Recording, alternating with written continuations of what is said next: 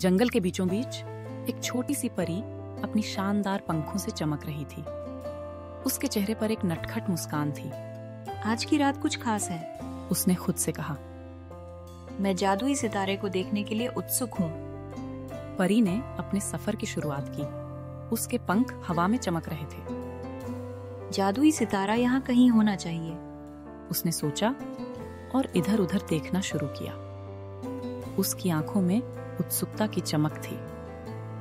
परी ने मैदान में कदम रखा और उसकी नजर उस जादुई सितारे पर पड़ी।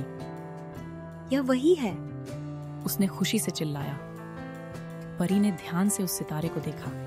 उसकी चमक आंखों को चकाचौंध करने वाली थी। जैसे ही परी ने उस जादुई सितारे को छुआ, उसके चारों ओर अद्भुत रोशनी फैल गई। यह जादू है, उसने विस्मय से कहा। परी ने महसूस किया कि उसके अंदर एक नई शक्ति आ गई है।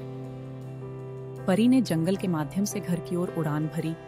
उसके पंख अब पहले से अधिक चमकदार लग रहे थे।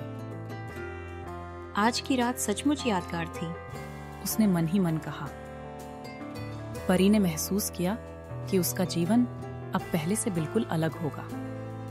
जैसे ही सूरज की किरणें धरती पर पड़ी, परी अपने घर के पास पहुंची।